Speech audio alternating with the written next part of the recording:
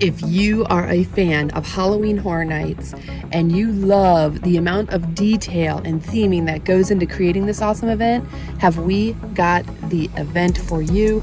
It is the Unmasking the Horror Behind the Screams tour that takes you into the houses, lights on. It is absolutely one of the best things, especially if you are someone who's maybe a little nervous about going, if you are a huge fan and want to be able to try out and see everything with the lights on and kind of catch all the details and the Easter eggs, or maybe, you just really love art. This is a fantastic way to celebrate everything that goes into putting together this incredible event. A few important details that you might want to note is that you can do either a 3-house or a 6-house tour. You are going to want to book this tour pretty early in the season, as well as before the events even start, because they sell out. In fact, they're already sold out this year. As far as I can tell on the website, I am not seeing any more available tours, but it's okay. Note it for next year. You can do a 3-house, which is about a half-day tour, or a 6-house, which is a full-day tour. There are breaks. There is a lunch break where this year they had us go back out into City Walk. You do not need a ticket to Universal Studios on the day of the tour, just the ticket to your tour, because you meet at the outside of the gates and then you are released back outside of the gates. So you do not have to have double tickets for this. So with that, we're going to dig into the first house. The legends collide. I tell you what, this Universal Monsters house has become my favorite house of the year. The inside here, it is just incredible. I really love how there isn't a single surface that is not suiting the theme. We've got Dracula, Wolfman, and Carice. And they're fighting for the amulet of Amun-Ra because they all need to break this curse. It's a full moon night. Wolfman has been lured here by Dracula, and the fight is going to go off, and we are all caught right in the middle of it. So we've got this incredible giant Anubis statue, who's the god of death, right when you walk in. And this thing is actually the biggest statue that they've ever built inside of a house. It is enormous, intimidating. I like how there's the ropes that kind of give you the sense that, it's precarious, it does all the right things. You get into the Temple of Anubis next, where you can see that the mummy is being fed the tanner leaves so that it can be kept alive, and it's surrounded by a ton of offerings. I mean, you don't even see it. When you're walking through, you're just like, there's a mummy guy, there's a man doing some sort of ceremony over him. There, you don't catch all of it, but man, when you do these tours, you get all the details. And when I say all, I mean everything. And the attention to it all, you just can't even believe the research that's gone into what would be on this table for offerings. Things that, you never know where your eye is going to fall when you're moving through a house, and they plan on that. So everywhere where your eye might fall is the perfect setting to have you feel completely immersed in that story. It's incredible. Your next stop is your success. And clear negative odds, please. Next up, we had Descendants of Destruction.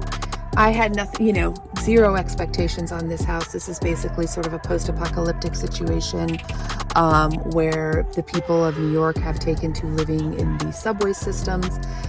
It's sort of a 3-part story, 3-part house, dealing with things like, lighting and power and air, and how the people at the more surface levels are dealing with trying to breathe, using apparatus for breathing. Then people just go deeper, and as they go deeper and deeper, by the end of it, you've got these descendants of destruction, which are basically, people who have morphed into these sort of mushroomy, I don't know, that's the best way I can think to describe it, but mushroomy people that are awesome because they use bioluminescence, and so you're getting that black light glow. And when something appears out of nowhere and suddenly lights up in a black light glow right in front of your face, let me tell you, you jump, and it is a blast. I love this house. When you get it right, it is so much fun, so much fun. The details here are really great. You are going to walk by most of them and not even see them. the way that they have used actual practical, pieces. The subway cars are practical pieces. These aren't facades. They've used, mirrors to make them look like they go on forever and up into the sky. They have put in advertisements in the train itself. You would never have time. In fact, they're not even lit for you to see them. This was my favorite. That's sort of a nod to Epic Universe coming, which we are fired up about. The scale of this house was really, really good. I really liked the whole mushroom, the whole concept, as sort of like, as it seems like, okay, so, how many times can we do a post-apocalyptic? How many times? This is really well done. It is so fun and so believable. I think that the way that they make you feel like you're going deeper and deeper and deeper underground is very effective. But for me, the second half of this house with those blacklight bioluminescent scares is just the absolute best. The next house that we did, I was super excited about, was Bugs Eaten Alive. I think that this one should be high on the list for details. If you are someone who really, really appreciates the amount of thought and work that goes into that immersive experience, but the details in this house, the campy fun of it, combined with the scary aspect, it's just so good. The wallpaper, do not miss the wallpaper. The wallpaper in every room is like a nod to that mod look, but with a bug. You have to sometimes look to catch that it is actually a bug. It's so much fun. There are so many bugs in this house. You are going to, if you're a bug freak, like you hate them, you're not going to be happy in here. It doesn't bother me.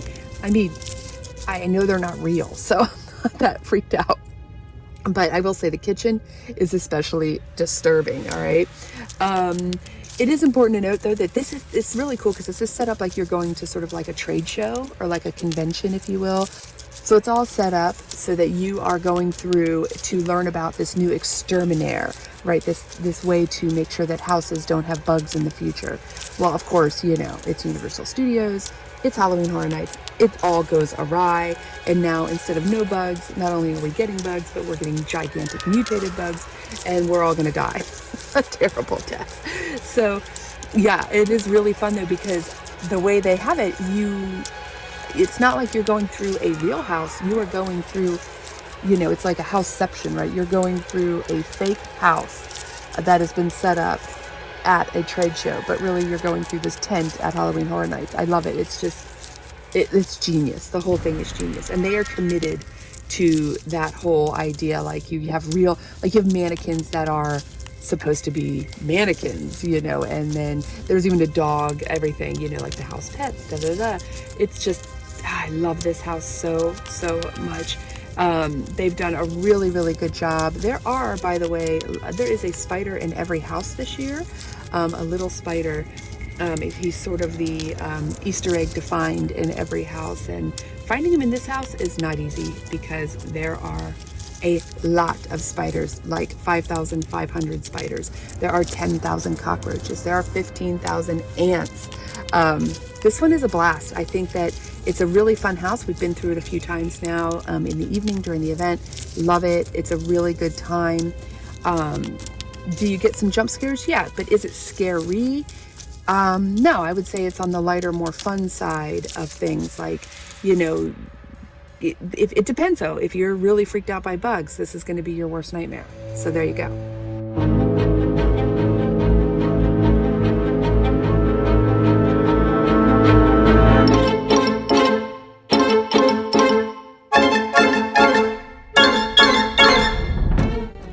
The next house we hit up was Horrors of Blumhouse.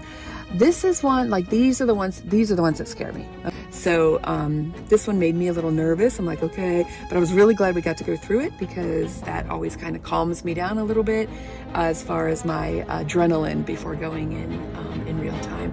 So this one has a really interesting location. It is in the queue for Fast and the Furious. So the Shrek building is shut down because they're remodeling that. They lost one of the tents, so they really had to kind of find a new place to wedge in that 10th house.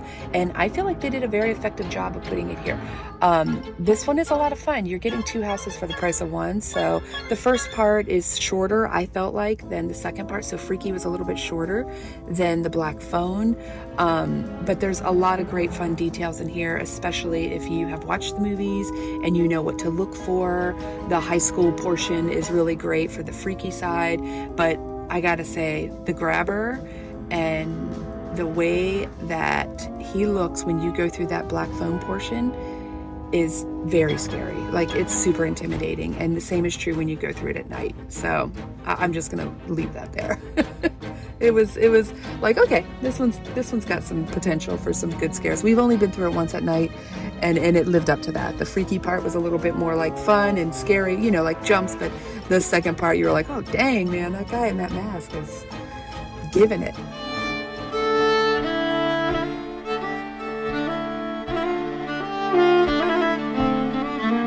Okay, next up, the big anticipation, and the one I was really, really hoping would be on this tour, is Dead Man's Pier, Winter's Wake. This is like a love letter to people who are all about just being transported and having an experience where people have taken the time, the energy, and just threw all of their creative artistry at a house to completely take you elsewhere. You feel like it's cold. The music is continuous throughout.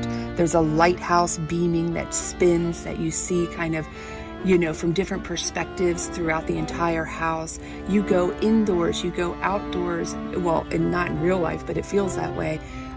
You go up elevations and down elevations. You move through this house in such a way that you just, it feels like you are completely inside of a New England village. I love the rain details when you get to do it in the evening. I love there's a little bit of a break period where you go through and you see the ships all there, and the violinist is playing up on the bow of the ship. She gives you a good scare face. It's fantastic. But that's almost like a little breath, and then back into the scares. It's genius. It's beautiful. It's everything that you would hope it could be. You got to do it. You're going to love it. Is it the scariest house? I don't think so. But it is the best house as far as original creativity and beauty. It's just incredible.